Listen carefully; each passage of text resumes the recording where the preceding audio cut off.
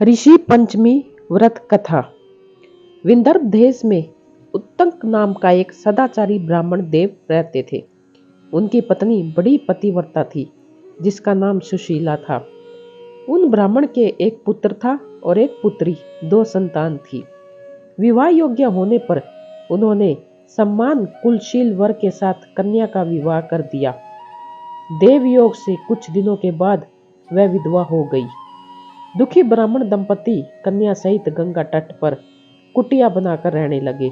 एक दिन ब्राह्मण कन्या सो रही थी कि उसका शरीर कीड़ों से भर गया।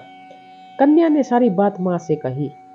माँ ने पति से सब कहते हुए पूछा, प्राणनाथ, मेरी साध्वी कन्या की यह गति होने का क्या कारण है? उत्तक जी ने समाधि द्वारा इस घटना का पता लगाकर बताया, पूर्व जन्म में भी यह कन्या ब्राह्मण ही थी। इसने रसवला होते हुए बर्तन छुए थे। इस जन्म में भी इसने लोगों को देखा देखी भाद्र शुक्ल पंचमी अर्थात ऋषि पंचमी का व्रत नहीं किया, इसलिए इसके शरीर में कीड़े पड़ गए।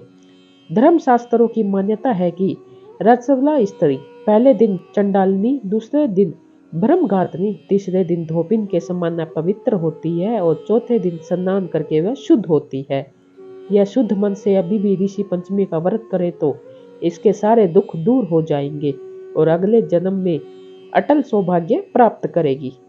पिता की आज्ञा से पुत्री ने विधि पूर्वक ऋषि पंचमी का व्रत एवं पूजन किया। व्रत के प्रभाव से वह सारे दुखों से मुक्त हो गई और अगले जन्म में उसे अटल सौभाग्य सहित अक्षय सुखों का भोग